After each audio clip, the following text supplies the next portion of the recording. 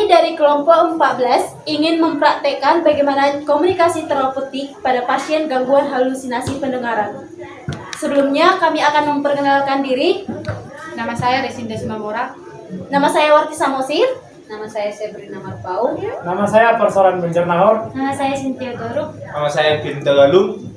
Baiklah, selamat datang di video kami. Bye.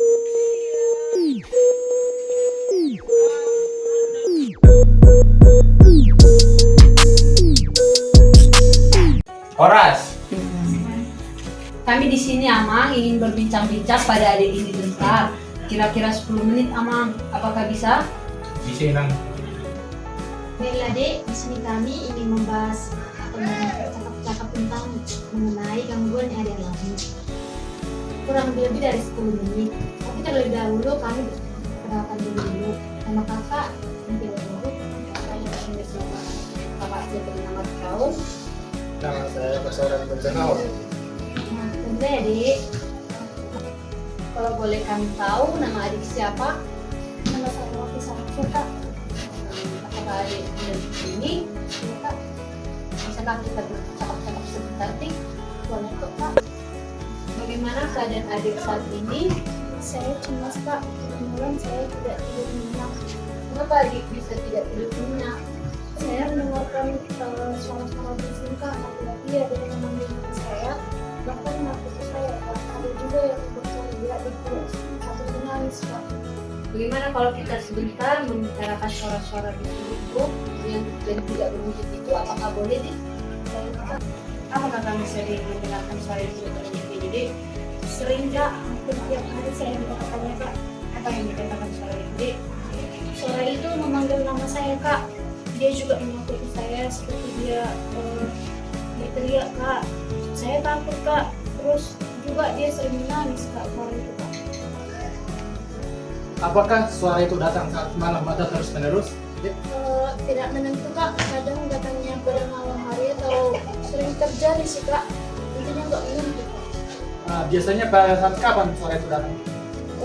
Biasanya sih lebih sering malam Kak. Cuman pagi hari sama siang hari juga sering juga sih Kak. Tapi lebih dominan pada malam hari Kak. jadi apa yang dirasakan setelah mendengar suara itu?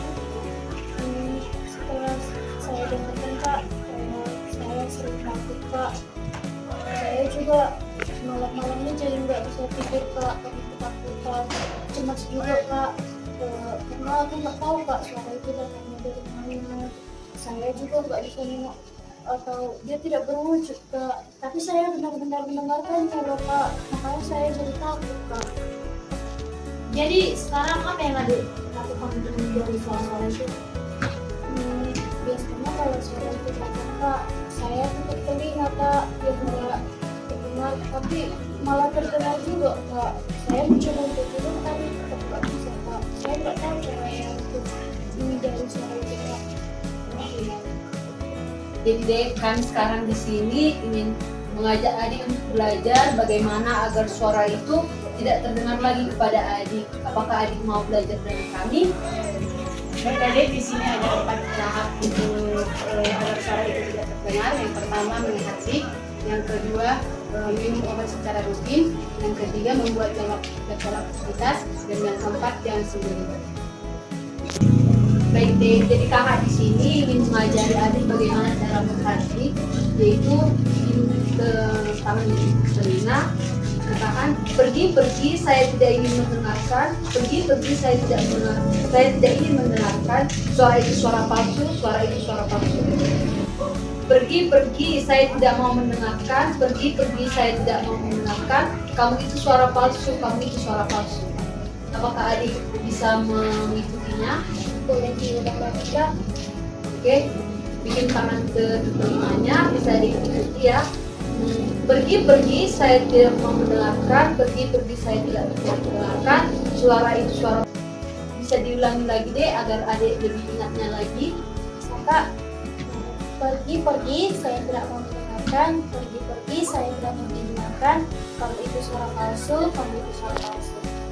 Jadi deh, jika suara itu datang, saya kamu lakukan itu secara berulang-ulang, suara itu hilang dan tidak terulang lagi. Iya kan? Jangan lupa minum obatnya, terus jangan terlalu sering untuk sendiri. Oke?